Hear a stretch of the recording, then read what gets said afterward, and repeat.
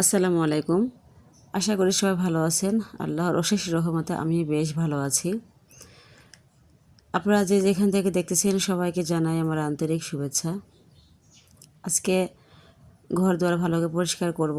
তো খাটের নিচ সোফার হচ্ছে আনাচে কানাচে এগুলো হচ্ছে সরিয়ে সবসময় পরিষ্কার করা হয় না। নর্মালি ঝাড়ু দেওয়া তো সবসময় হয়, তবে আনাচে কানাচে সবসময় পরিষ্কার করা হয় না। তো আজকে ভাবছি এগুলো হচ্ছে যে ঘরের জিনিসপত্র একটু সরিয়ে পরিষ্কার করব। তো এই কারণে সকাল সকাল হচ্ছে রাস্তা সেরে নিয়েছি।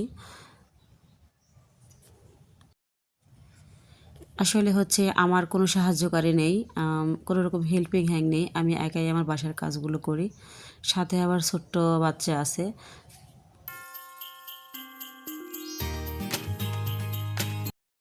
এই কারণে খণ্ড খণ্ড আকারে প্রতিদিন আমি একটু একটু করে কাজ এগিয়ে রাখি, যেন আমার উপর প্রেশার না পড়ে। আর হচ্ছে আমার ছোট্ট বাচ্চাকে আমি যেন যথেষ্ট পরিমাণ সময় দিতে পারি। তো যাই হোক, আমার ঘরের আনাচে কানাচে খুঁজলে কিছু না পেলেও কেক, চকলেট, চিপস এগুলোর প্যাকেট পাওয়া যাবে। কারণ আমার বাসায় এগুলো ওর আব্বু এত নিয়ে আসে, কেক, চকলেট, চিপস, মানে বলারও বাহিরে। যতটা হচ্ছে আমার ছেলে মেয়ে ছোটো ছোটো, মেয়েটা তো অনেক ছোটো আর ছেলেটা বোঝে, তারপরও খাটের চেপায় শুধু চিপসের প্যাকেট ফালাই দেয়। তো এইগুলো আমি এত পরিষ্কার করি, তারপরেও কিন্তু ময়লা হয়ে থাকে। আর এই ব্যাপারে সব থেকে বেশি জ্বালায় তোমাদের ভাইয়াটা এত বেশি খিটখিটে। মানে খিটখিটে মানে সে একটু ময়লা পেলে মনে করে আমি মনে হয় সেটা কোনো যাবৎ ধরে পরিষ্কার করি নাই। প্রতিদিনই পরিষ্কার করা হয়, তারপরেও যদি সে কোথাও ঘরের আনাচে কানাচে বা কোথাও যদি কিছু একটা ময়লা পায়, তাহলে সে ভেবেই নেয় যে এটা বহু যাবৎ ধরে পরিষ্কার করা হয় না। তো এই ব্যাপারটা নিয়ে আমার খুব রাগ হয়। তো যাই হোক, আসলে টিন শেডের বাসা হলো, আমি কিন্তু হচ্ছে আমার এই ছোট্ট সংসারটাকে আমি আমার মনের মতো করে সাজিয়ে রাখার চেষ্টা করি। যতটুকু পারি চেষ্টা করি, কারণ আমার কোনো রকম কোনো সাহায্যকারী নেই। একাই আমি সব কিছু করি, রান্নাবান্না থেকে শুরু করে ঘর পরিষ্কার করা, কাপড় ধোয়া, সব কিছু আমি একা এক হাতেই করি। আমার সংসারের যাবতীয় কাজ সব কিছু আমি একা এক হাতে করি। আর আমি একটু হচ্ছে বুদ্ধি খাটিয়ে করি কি, প্রত্যেকটা কাজ প্রতিদিন খণ্ড খণ্ড আকারে একটু একটু করে করি। ভাগ করে নেই, এই কাজ আজকে করব, ওই কাজ পরশুদিন করব। একদিনে করতে গেলে আমার জন্য অনেক বেশি কষ্টের হয়ে যায়। তো যাই হোক, আমি এইরকম করেই কিন্তু আমার সংসারের কাজগুলো করে থাকি।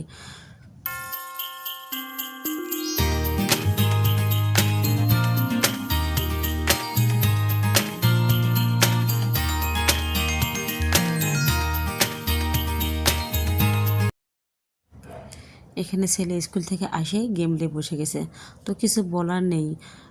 তো যথেষ্ট বসে বড় হয়ে গেছে, কিছু বললে আরও উল্টা রাগ দেখায়। তো যাই হোক, আসলে বর্তমান যুগের ছেলেমেয়েরা এমন হয়ে গেছে, ওদেরকে বদলানো যাবে না, আমাদের নিজেদেরকে বদলাতে হবে। সে আসলে ছেলে মেয়েকে বদলানো অসম্ভব। বর্তমান যুগের সাথে তাল মিলিয়ে নিজেদেরকে বদলাতে হবে, ওদেরকে বদলানো যাবে না। আমি তো এটাই মনে করি। ওদেরকে বদলাতে গেলে দেখা গেলে হিতে বিপরীত হয়ে যাবে।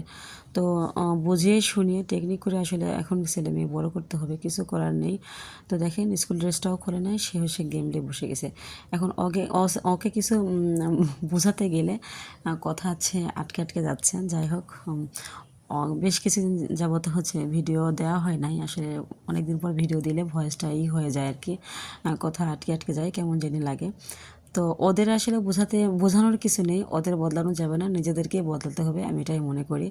তো যাই হোক, আমার হচ্ছে এদিকে ঘরের ছোট ছোট ওয়ালমেটগুলো যেগুলো আমি সাজিয়ে রাখছিলাম, ওগুলো পরিষ্কার করে নিলাম। দেখা যায় 4-5 দিন যদি এগুলো পরিষ্কার করা না হয়, তাহলে এমন ধুল জমে থাকে, মনে হয় যে কেউ দেখলে ভাববে যে এগুলো 6 মাসেও পরিষ্কার করা হয় নাই। তো যাই হোক, এগুলো একটু পরিষ্কার করে নিলাম।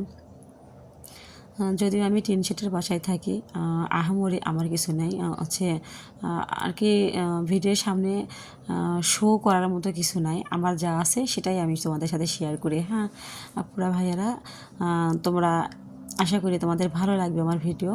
তো তোমরা দেখতে থাকো, আমি হচ্ছে ঘর দুয়ার পরিষ্কার করে তারপরে তোমাদের সামনে আবারও আসবো।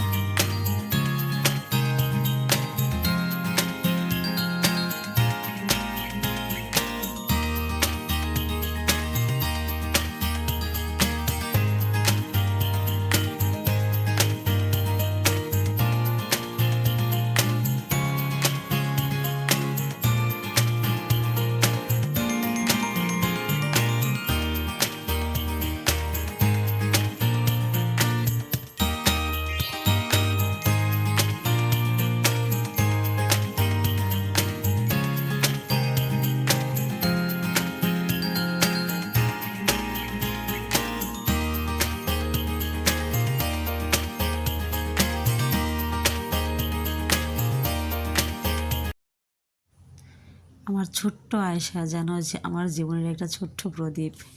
তো যাই হোক, সবাই আমার মেয়ের জন্য দোয়া করবেন, এটা সবার কাছে আমার হার্ডলি রিকোয়েস্ট রইল প্লিজ। আর আমার মেয়েকে দেখে সবাই মাশাআল্লাহ বলবেন, হ্যাঁ। তো আমার ঘরে কাজগুলো কিন্তু মোটামুটি হয়ে আসছে। আমি হচ্ছে ওই যে বললাম, প্রথমে বলেছি আমি একদিনে সব কিছু করতে পারি না। হচ্ছে একটা রুম আজকে ভালো করে ডিপ ক্লিন করছি, আর বাকি রুমের আসবাবপত্রগুলো একটু পরিষ্কার করে নিলাম। পুরোপুরি হচ্ছে পুরো ঘর হচ্ছে আমি ক্লিন করতে পারবো না। সেটা হচ্ছে এগুলো করতে গেলে আমার মেয়ের জন্য কষ্ট হয়ে যাবে, কারণ আমার মেয়েকে হচ্ছে খাওয়ানোর টাইম হয়ে গেছে। তো তাকে খাইয়ে রেখে আবার হচ্ছে দুপুরে রান্নাবান্না সেগুলো রয়ে গেছে।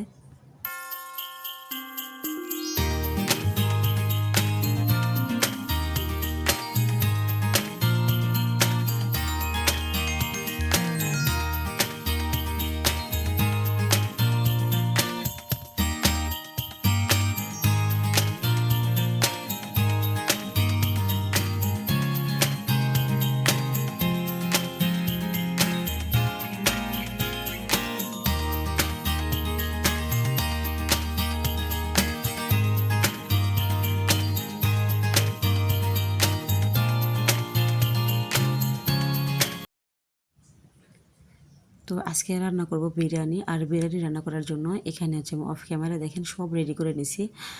পেঁয়াজ কুচি করে নিছি, আর এখানে আদা রসুন জিরা যা লাগে আর কি বিরিয়ানি রান্না করার জন্য সব কিছু আমি একদম পেস্ট করে নিছি ব্লেন্ডারে। তো যাই হোক, এটা হচ্ছে খুব সুন্দর করে মশলাগুলো কষিয়ে নিব। আর প্রেসার করে দিয়েছি মাংসটা যেন তাড়াতাড়ি সেদ্ধ হয়ে যায়। ঘরে কাজ করতে করতে আসলে অনেকটা বেশি দেরি হয়ে গেছে। তো যাই হোক, প্রেসার কুকারে দিয়েছি, মাংসটা খুব ভালো করে কষিয়ে নিব। আর যে বিরিয়ানি মশলা, এটা হচ্ছে মাংসের সাথে অর্ধেকটা দিয়েছি আর বাকি অর্ধেকটা পরে দিব। তো তো আমি কিন্তু ঝটপট হচ্ছে রান্না করার জন্য প্রেশার কুকারটাই হচ্ছে ব্যবহার করি সব সময়। মাংস হোক, দেখা যাবে অনেক সময় হচ্ছে আমি ভাতও রান্না করি প্রেশার কুকারে, যখন দেখা গেলো তাড়াহুড়া। ভাত হতে একদম সময় লাগে না, অল্প টাইমে হয়ে যায়। ভাত খিচুড়ি পোলাও আমি হচ্ছে প্রেশার কুকার ব্যবহার করি। আমি ভাত খিচুড়ি পোলাও এসব কিন্তু প্রেশার কুকারে 3 থেকে 4 মিনিট জাস্ট শুধু প্রেশার কুকার গরম হতে যেটুকু টাইম লাগে এইটুকু টাইমের মধ্যে কিন্তু এগুলো হয়ে যায়, একদম অল্প সময় লাগে। তো যাই হোক, কাঁচামরিচটা আমি একটু পরে দিলাম, একটা হচ্ছে 2টা সিটি আগে উঠে এনেছি, তারপরে কাঁচামরিচ দিছি। কারণ কাঁচামরিচের ঝাল সবটা বের হয়ে গেলে ছেলে মেয়ে খেতে পারবে না, বিশেষ করে আমার আয়েশা। তো যাই হোক, এখানে হচ্ছে আলাদা একটা প্যানে চালটা খুব ভালো করে ভেজে নেব। চাল কিন্তু ভালো করে ভেজে না নিলে বিরিয়ানিটা হচ্ছে নরম হবে, ভালো লাগবে না খেতে। চাল যতটা সুন্দর করে ভাজা যায় বিরিয়ানিটা কিন্তু ততটাই হচ্ছে ঝরঝরে হবে। আর পাশের চুলে হচ্ছে আমি কিছুটা আলু আমার আয়েশার জন্য নিছি। আয়েশা হয়তো মাংস খেতে পারবে না, তো আর হচ্ছে আমার ছেলেও বিরিয়ানিতে আলু খেতে পছন্দ করে, কিছুটা আলু ভেজে নিয়ে এর সাথে দিয়ে দিয়েছি। আর এই যে হচ্ছে প্রেশার কুকারে কষানো মাংস। আর একটা জিনিস এখানে মিস্টেক হয়ে গেছে, টক দই আমি ফ্রিজ থেকে বের করতেই ভুলে গেছি। ফ্রিজে এনে রাখছিলাম, যেরকম সেরকমই রয়ে গেছে, আসলে তাড়াহুড়া করতে গিয়ে মিস হয়ে গেছে। আর বিরিয়ানিতে আমার কিশমিশ খেতে এত ভালো লাগে, কিন্তু আমার ছেলের জন্য বিরিয়ানিতে কিশমিশ আর ঘি এই দুটো জিনিস আমি একদম দিতে পারি না, অথচ আমার বিরিয়ানিতে ঘি আর কিশমিশ এত বেশি পছন্দ। তো কিছু করে নাই, ছেলের জন্য এটা আমাকে করতেই হয়, এটুকু স্যাক্রিফাইস ছেলের জন্য করতেই হয়, কেননা এই ঘি আর কিশমিশ দিলে আমার ছেলে খাবে না। আর টক দই ওটা তোমার একদম মিস্টেক হয়ে গেছে, এনে রাখছিলাম ফ্রিজে যেমন ওই রকমই রয়ে গেছে, তাড়াহুড়া করতে গিয়ে এটারও হয় নাই। তো যাই হোক, তারপরে যে বিরিয়ানিটা খেতে খারাপ হয়েছিল তা কিন্তু না, বেশ ভালো হয়েছিল বিরিয়ানিটা খেতে। আচ্ছা, আমার ভিডিওর এই পর্যায়ে একটা কথা বলে নেই। যারা আমার ভিডিও দেখতেছো আপুরা ভাইয়েরা, তোমাদের কাছে আমার হার্টলি রিকোয়েস্ট রইল, প্লিজ যদি আমার ভিডিও দেখানো কোনো অংশ তোমাদের ভালো লেগে যায় তাহলে প্লিজ একটা লাইক দিও। আর যারা অলরেডি লাইক দিয়েছো তাদেরকে অনেক অনেক অসংখ্য ধন্যবাদ। আর আমার পরিবারে নতুন কোনো বন্ধু আসলে তারা প্লিজ আমাকে সাপোর্ট করিও, একটু সাবস্ক্রাইব করে রেখে দিও, পাশে থাকা অল অপশনটা ক্লিক করে রেখে দিও পরবর্তী ভিডিওর নোটিফিকেশান পাওয়ার জন্য। আশা করি আমার ভিডিও তোমাদের ভালো লাগবে, অবশ্যই তোমরা আমাকে সাপোর্ট করবে, এটুকু অনুরোধ তোমাদের কাছে রইল। আজকের মধ্যে হচ্ছে এখানেই শেষ করব। আগামী নতুন কোনো ভিডিও দেখার সবাইকে আমন্ত্রণ রইল। বিরিয়ানিটা কিন্তু আমি হচ্ছে যেহেতু ঝরঝরে খাবো সেহেতু হচ্ছে পানির পরিমাণটা খুব বুঝে শুনে দিয়েছিলাম, কারণ বিরিয়ানিটা নরম হলে একদম আমার কাছে একদম খেতে ভালো লাগে না। তো আমি এটা আরও 2-3 মিনিট ভাপে রেখে দেবো, তাহলে একদম ঝরঝরে হয়ে যাবে। মানে একটু একটু শক্ত শক্ত আছে যেহেতু বিরিয়ানিটা একটু শক্ত আছে, এই কারণে চুলা বন্ধ করে আমি আরও এখানে 10 মিনিট এটা এভাবে ভাপে রেখে দেবো, তাহলে একদম সেদ্ধ হয়ে যাবে, ভেতরে এমনিতেই গরম ভাপে সিদ্ধ হয়ে যাবে আর ঝরঝরেও হবে। তো যাই হোক, আমার কিন্তু বিরিয়ানিটা একদম রেডি, একদম পারফেক্ট হয়েছে মনের মতো। শুধু এখানে যদি টক দইটা দেওয়া পড়তো তাহলে আরও অনেক বেশি টেস্টি হতো। তো যাই হোক, সবাইকে জানাই অনেক অনেক ধন্যবাদ। আশা করি ভালো লাগবে। প্লিজ ভালো লাগলে সাপোর্ট করতে তোমরা কিন্তু ভুলবে না। সবাইকে আসসালামু আলাইকুম।